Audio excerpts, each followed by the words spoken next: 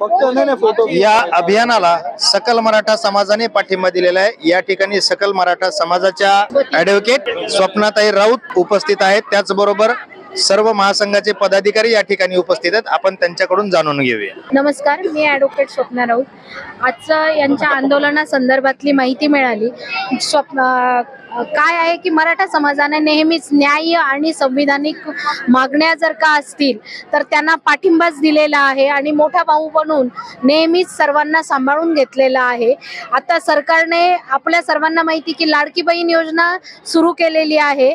मग ह्या काय उमेद फाउंडेशन मध्ये उमेदच्या ज्या कार्यकर्त्या आहेत त्या काही दोडक्या बहिणी आहेत का? सरकारच्या आणि तळागाळातल्या लोकांचा जो दुवा आहे सरकारमधला आणि तळागाळातल्या लोकांमधला, त्या दुव्यालाच जर का अवेरून सरकार अशा योजना राबवत असेल तर त्यांची हे यशस्वीता आपण त्याच्याबद्दल विचारच करायला नको। सरकारने ह्या ज्या काही मागण्या आहेत, आज जे महाराष्ट्रात चाललेलं आहे ते प्रत्येक समाज कुठल्या ना कुठल्या याच्यासाठी झगडतो आहे। सरकारने आणि राज्यकर्त्यांनी नक्कीच याच्यावर विचार करण्याची आवश्यकता आहे। पुन्हा एकदा मी सकल मराठा समाजातर्फे आम्ही ह्या न्याय्य मागण्यांसाठी चाललेल्या संविधानिक आंदोलनाला पाठिंबा दिलेला आहे आणि संपूर्ण समाजाच्या पाठिंब्याचं पत्र आज आम्ही त्यांना सुपूर्द केलेले सरस्वतीताई कुर्दळांना। त्यांच्या या आंदोलनात आम्ही आणि आमचा समाज, संपूर्ण सकल मराठा समाज नेहमीच पाठीशी राहील असे ग्वाही सुद्धा आम्ही आज त्यांना दिलेली आहे। धन्यवाद। जय शिवराय।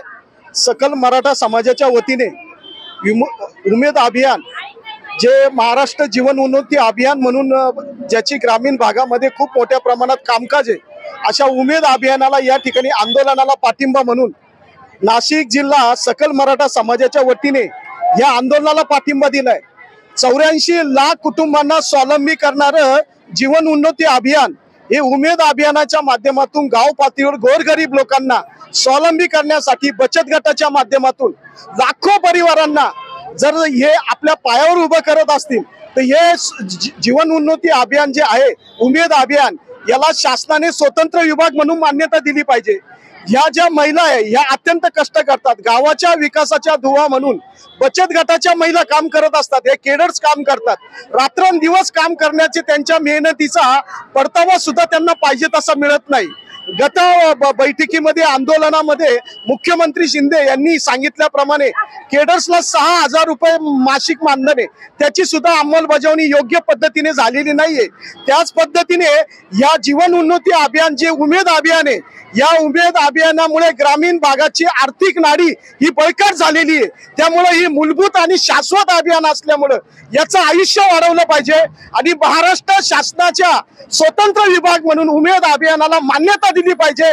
जर या सरकारने ऐकलं नाही, आचारसंहिता यायच्या आत जर या सरकारने उमेद अभियानाला शासकीय विभागाचा स्वतंत्र विभाग म्हणून मान्यता जर दिली नाही तर सकल मराठा समाज या उमेद अभियानाबरोबर खांद्याला खांदा लावून सुद्धा याला आम्ही लढायला तयार आहोत आणि शेवटच्या टोकापर्यंत आम्ही लढत राहू। खरं तर उमेद अभियान आज उभं करण्याची गरज आहे, हे स्वावलंबी करण्याची गरज आहे आणि आजच्या सत्ताधाऱ्यांनी या ग्रामीण भागाची आर्थिक नाडी बळकट करणाऱ्या गोरगरीब परिवारांना बचत गटाच्या माध्यमातून शासनाच्या योजना तळागाळापर्यंत पोहोचवणाऱ्या बचत गटांना बळकट करण्याची गरज आहे। मात्र त्यांना कंत्राटी कामगार म्हणून त्यांना अल्प मानधनावर राबवलं जातं, हे काही योग्य नाही आहे। एकीकडे आमदार खासदारांना लाखो रुपयाचे तुम्ही पगार देतात, त्यांच्या पीएनना पगार आहे, त्यांच्या ड्रायव्हरला पगार आहे, त्यांना पंचतारांकित सुविधा देतात। एकीकडे कष्ट करणाऱ्या, घाम घालणाऱ्या खेड्यापाड्यात दऱ्या खोऱ्यामध्ये या उमेदच्या केडर्स